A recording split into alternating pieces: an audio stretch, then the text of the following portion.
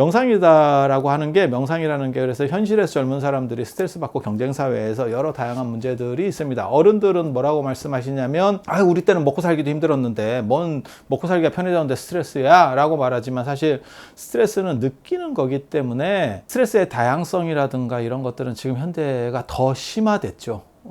그래서 젊은 사람들도 우울증, 공황장애, 뭐 이런 것들, 뭐 번아웃, 뭐 이런 거 해서 굉장히 많은 문제들이 있죠. 그래서 그런 것들을 극복하고 현실에서 승리하려면 사실은 명상으로 자기 안에를 정리하고 자기 중심을 세워서 효율성을 극대화하는 방식이 꼭 필요하다. 그리고 제가 그런 얘기를 합니다. 이 명상을 통해서 각성한다 그래서 뭐가 크게 개발되고 뭐가 되느냐? 안 됩니다.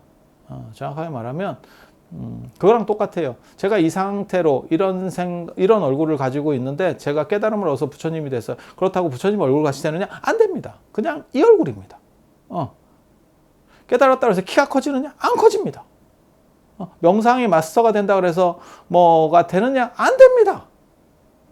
그런데 왜 해야 되느냐? 내면을 정리해서 자기의 효율성을 극대화하기 위해서. 제가 그래서 그런 얘기를 합니다. 이게 스마트폰이라고 하는 게 어느 순간 기술의 평준화가 일어났어요. 사실은 근데 스마트폰뿐만이 아니고 노트북에서 먼저 그 현상이 일어났어요. 그래서 노트북은 이제는 제조사가 어디냐가 중요한 게 아니고 어떤 것들이 들어있느냐를 중심으로 사게 되는 거거든요. 그러니까 부품이 어떠냐. 컴퓨터도 그렇죠. 컴퓨터도 예전에는 뭐 대기업 제품이 좋다 어쩌다 하지만 실제로는 이제 그 기능들을 보고 조립을 하는 거죠. 그 부품들을 가지고. 그래도 아무 문제가 없죠. 젊은 분들이 더 잘하고, 그 다음에 대기업에 굳이 돈을 줄 필요가 있어? 라고 할 정도로 다 제품이 거의 기술적인 평준화 상태에 이르렀죠. 그리고 스마트폰도 지금 그렇게 돼서 뭐 중국산이나 인도산을 써도 그렇게까지 많이 떨어지지 않아요.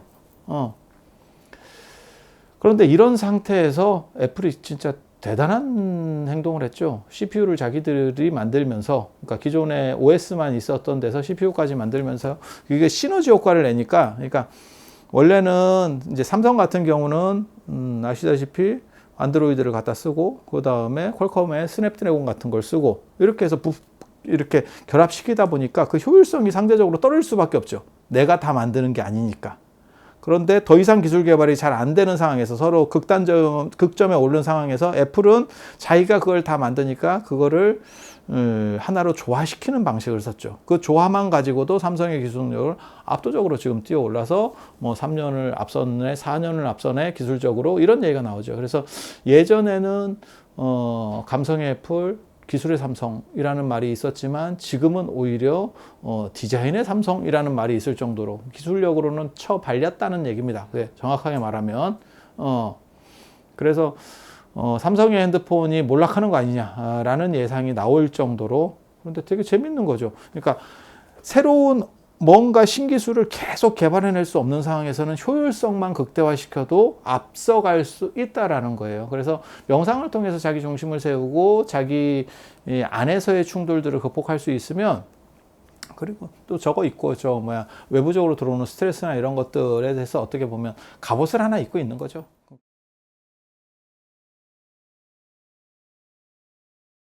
명상을 통해서 제가 그런 얘기 하거든요. 명상을 통해서 사람들이 능력치가 뭐 100% 신장되느냐? 아니, 그런 건 없어요. 단지 효율성이 좋아지면서 내가 100의 에너지를 쓰고 있으면 120 정도의 효율을 낼 수 있죠. 그리고 내 주변 사람들만 이기면 된다. 제가 여기서도 계속 그런 얘기를 하거든요. 1등을 할 필요가 없다. 그러니까 우리의 목적은 스티브 잡스나 안 그러면 일론 머스크 같은 사람이 아니다. 그런 천재가 아니다. 그런 천재가 아니고 내 주변에 있는 나랑 같이 경쟁하고 있는 사람들만 이기면 된다. 제가 교육학 같은 것도 전공을 해서 교육학도 두 부분을 전공을 해서 역사교육하고 제가 국어교육을 전공했는데, 그러다 보니까 제 주변에 선생님이나 뭐 학원 선생님이나 이런 분들도 많이 계시거든요. 그리고 선생님 임용고시 준비하는 분들도 있고. 그런데 그게 세 종류가 있어요. 아예 공부를 잘하는 사람은 4학년 때 합격합니다. 학부 4학년 때 합격해요. 그리고 이제 아예 안 되는 사람은 포기합니다. 포기합니다. 그런데 뭐 2년, 3년 계속 노량진에서 컵밥을 먹고 있는 애들이 뭐냐면, 진짜 조금만 더, 몇 점만 더 맞으면 합격하고, 그게 안 돼서 왔다 갔다 하고 있는 거예요. 이런 사람한테는 효율성만 좋아지면 100% 승리합니다. 100% 승리합니다. 그래서 그런 부분을 명상이 해결해 줄 수 있는 거예요.